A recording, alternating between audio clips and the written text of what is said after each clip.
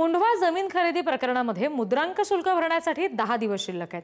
पार्थ पवार यांच्या अमेडिया कंपनीकडे मुद्रांक शुल्क भरायला 10 दिवस आहेत। मुद्रांक शुल्क विभागाने 15 दिवसाची मुदत दिलेली होती। आता 5 दिवस झाल्यानंतर मात्र अजूनही व्यवहार रद्द करण्यासाठी कुठलंच पत्र आलेलं नाहीये असंही समजतंय।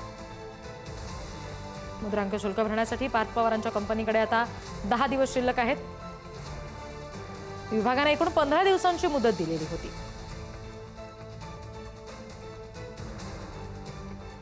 अजून तरी व्यवहार रद्द करण्यासाठी कुठलंच पत्र आलं नाहीये अशी माहिती सुद्धा या सगळ्या संदर्भात समजते।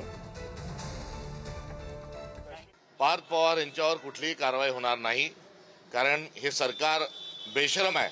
तर दुसरीकडे ना खाऊंगा ना खाने दूंगा म्हणून सत्तेत आलं भाजप, तुम भी खाओ मैं भी खाओ हे धोरण त्यांनी कुठेतरी स्वीकारलेलं आहे।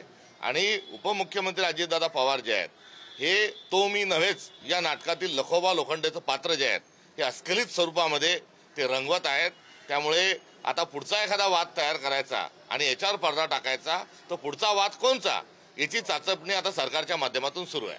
पुणे जमीन गैरव्यवहार प्रकरणात अद्याप देखील पार्थ पवारांवरती कोणता गुन्हा दाखल झालेला नाही किंवा अजित पवार या सगळ्या प्रकरणावरतून हात झटकताना सातत्यानं पाहायला मिळतं। ते कसं आहे, तेरी भी चूप मेरी भी चूप, तो भी खा मैं भी खाऊंगा। आपण चोर चोर मावशेरे भाऊ, तुझं माझं काढू नको मी तुझं काढणार नाही असं सध्या राज्यात चाललेलं आहे।